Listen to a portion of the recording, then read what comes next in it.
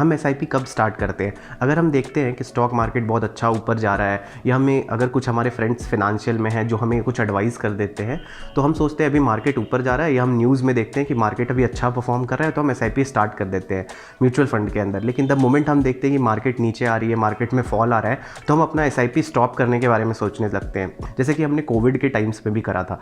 But यही सबसे बड़ा एक मिस्टेक होता है कि जब मार्केट अच्छा होता है तब आप एंटर करते हो, और मार्केट जब नीचे होता है तो उस टाइम पे आप एग्जिट कर जाते हो। आपको लगता है कि मार्केट में फॉल आ रहा है, लेकिन जब मार्केट नीचे होगा तो उस टाइम पे आप सेम अमाउंट में, अगर आप 1000 रुपये की एसआईपी कर रहे हो, तो आपको नंबर ऑफ यूनिट्स ज़्यादा मिलेंगे दैन जब मार्केट ऊपर था। ठीक है, तो ये जो स्टॉपिंग एसआईपी की आदत है सेंटिमेंट के कारण, ये एक बहुत बड़ा मिस्टेक है म्यूचुअल फंड के अंदर। तो आज हम बात कर रहे हैं 9 ऐसे कॉमन मिस्टेक्स जो हम म्यूचुअल फंड के अंदर करते हैं।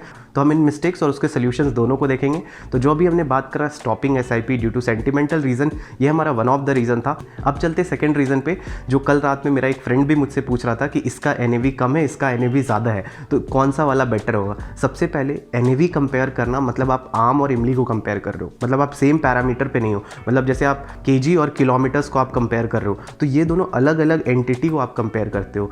क्यों? क्योंकि हर म्यूचुअल फंड का जो AUM साइज़ होता है, ये 10 CR का हो सकता है, ये 5 CR का हो सकता है, और एनएवी का एक प्रॉपर फॉर्मूला होता है लाइबिलिटी और एसेट को लेके। तो हर कंपनी की लाइबिलिटी और एसेट अलग अलग होगी, तो on the basis of NAV आपको फंड्स को कंपेयर नहीं करना चाहिए। अगर एनएवी इसका ज़्यादा है, एनएवी कम है, ऑब्वियसली जो म्यूचुअल फंड नई आई होगी उसका एनएवी कम होता है, और जो म्यूचुअल फंड 5 साल 10 साल पुरानी है उसका एनएवी थोड़ा ज़्यादा हो जाता है। तो अगर आपको दोनों ही फंड 10 या 12% का रिटर्न देते हैं, तो आपको दोनों में क्या होंगे, जिसमें एनएवी आपका कम है, 10 रुपये एनएवी चल रहा है, तो आपको यूनिट ज़्यादा मिलेंगे, और जहाँ एनएवी ज़्यादा है आपको यूनिट्स कम मिलेगा। बट अगर बाद में दोनों सेम ही रिटर्न दे रहे हैं, तो एनएवी कंपैरिजन का तो कोई मतलब ही नहीं बना। एनएवी को तो आप पैरामीटर ही मत रखो जब आप दो फंड कंपेयर कर रहे हो। तो अब चलते हमारे थर्ड मिस्टेक की तरफ, जो बहुत कॉमनली हम लोग करते हैं, जो है आप फंड परफॉर्मेंस देखते हो कि वो पिछले 1 महीने, 3 महीने, साल भर में कैसा परफॉर्म किया है। तो कभी भी आप सिर्फ लास्ट रीसेंट फंड परफॉर्मेंस पे आप रिलाई मत करो कि शॉर्ट टर्म में उसने आपको लास्ट 2-3 साल में 200% का रिटर्न दिया है, तो आपको भी वो 200% का रिटर्न दे देगा।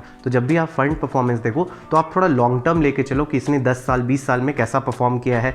तो अगर आप फंड परफॉर्मेंस का एज अ पैरामीटर रखते हो तो, नहीं तो आप और भी अदर पैरामीटर्स है, लाइक पोर्टफोलियो के अंदर क्या क्या है, उसके अंदर कितनी शेयर की कितनी वेटेज है। लेकिन अगर आप फंड परफॉर्मेंस से किसी भी फंड को इवैल्यूएट कर रहे हो बिफोर इन्वेस्टिंग, तो आप उसको शॉर्ट टर्म में मत देखो, आप उसको लॉन्ग टर्म के टाइम फ्रेम में देखो। शॉर्ट टर्म में हो सकता है वो ल्यूक्रेटिव लग रहा होगा, लेकिन अगर कुछ पैरामीटर्स इस साल नहीं काम किए तो ये वैसा रिटर्न नहीं देगा जैसा आप एक्सपेक्ट कर रहे होगे।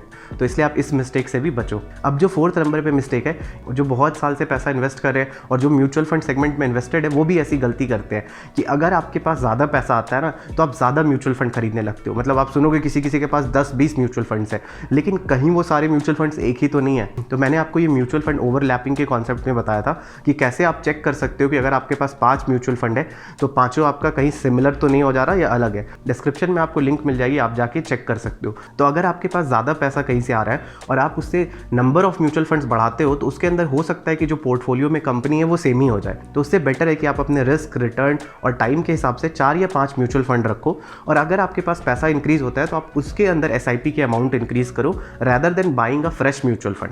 तो इससे अच्छा आपको डाइवर्सिफिकेशन, मैनेजमेंट सब मिलेगा। उसके अंदर आप एक थीमेटिक रख सकते हो अगर आप थोड़ा रिस्क लेना चाहते हो। अगर आप टैक्स सेविंग में हो तो आप एक ELSS रख लो, एक आप लार्ज कैप सेगमेंट से रख लो, एक आप डेट फंड रख लो, क्योंकि आपने थीमेटिक में रिस्क लिया, वो थोड़ा रिस्की फंड है तो आपका डेट से मैनेज हो जाएगा। तो इस तरह से आप अपने रिस्क, रिटर्न और टाइम की बेसिस पे 5 या 6 mutual fund over the time रख सकते हो, और जब आपके पास पैसे आए तो आप उसके अंदर अपनी SIP अमाउंट बढ़ा दो। अब ये सारे जो मैंने फंड बताए, ये मेरा ओपिनियन है, मेरे एक्सपीरियंस से। अगर आप इन्वेस्ट करते हो तो do consult your financial adviser.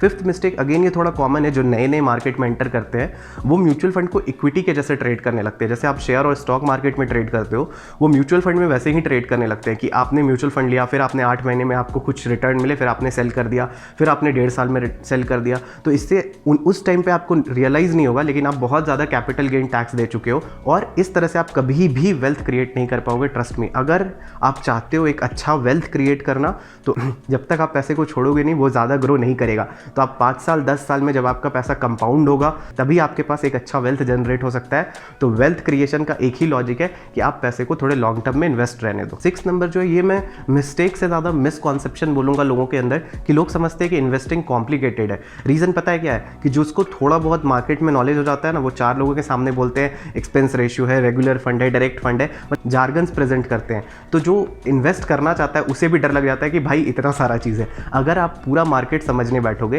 तो yes it is very complicated. Even इसके लिए लोग प्रॉपर MBA इकोनॉमिक्स के अंदर इस सब की पूरी केस स्टडीज़ के फॉर्म में पढ़ाई जाती है, स्टॉक मार्केट को और भी बहुत सारी चीज़ों को। ऑब्वियसली पूरा मार्केट समझना इस कॉम्प्लेक्स, उसके अंदर सिक्योरिटीज़ है, मनी मार्केट है और भी बहुत सारी चीज़ें।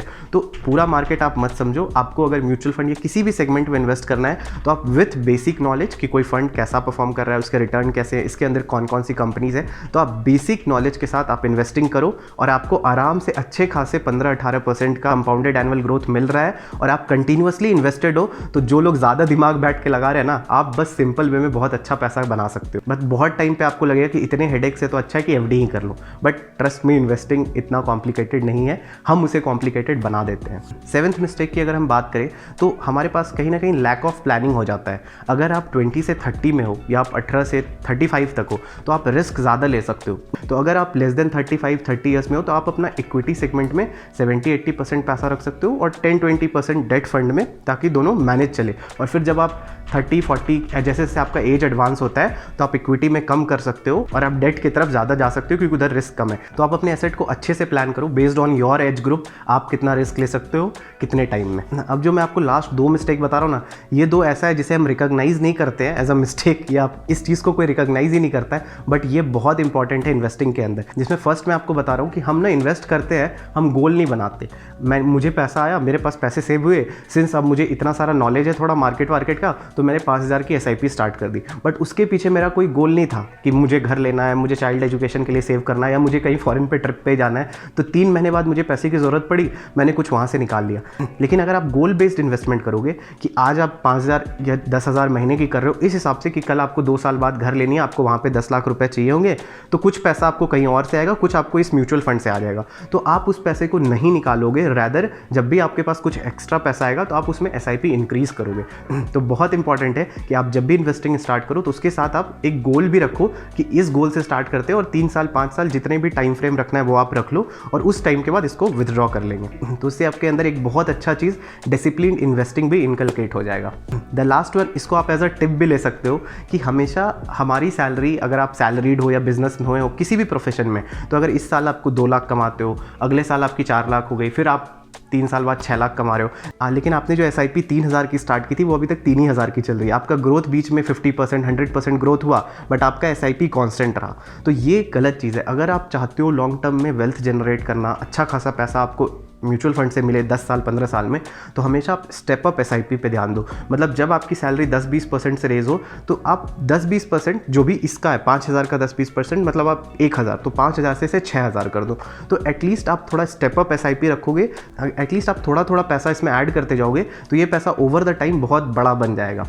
तो स्टेप अप SIP पे हम ध्यान नहीं देते, जितना हमने स्टार्ट करा है उसे ही कंटिन्यू करते जाते हैं। तो इट इज़ वेरी इंपॉर्टेंट कि आप स्टेप अप SIP पे ध्यान दो। जब भी आपको प्रमोशन, बोनस या ऐसी कुछ चीज़ मिले तो आप कुछ सेगमेंट जो आपके म्यूचुअल फंड थे, एग्जिस्टिंग म्यूचुअल फंड, उसमें आप थोड़ा और इंक्रीज करो। तो ये थे 9 मिस्टेक्स जो हम म्यूचुअल फंड करने टाइम करते हैं। तो आप जब भी म्यूचुअल फंड में ऑप्ट करो, आप इन बातों का ध्यान रखना और मैंने आपको उसके कुछ सोल्यूशन बताए हैं। अगर आपका भी कोई रियल टाइम एक्सपीरियंस रहा है, आपने कुछ ऐसी गलती करी है म्यूचुअल फंड लेने टाइम पे, तो आप भी कमेंट सेक्शन में बताओ। इससे जितने लोग इस वीडियो को देखेंगे उन्हें एक और रीज़न के बारे में पता चल पाएगा। अगर अभी तक आपने म्यूचुअल फंड में इन्वेस्टिंग स्टार्ट नहीं करी है तो लाइव मैंने आपको कंपेयर करके, सेलेक्ट करके, हमने साथ में सिर्फ 10 मिनट के अंदर म्यूचुअल फंड करा था। तो आप अगर अभी म्यूचुअल फंड स्टार्ट करना चाहते हो तो वो मेरे म्यूचुअल फंड के लाइव वीडियो को आप राइट साइड वाले वीडियो पे क्लिक करके देख सकते हो।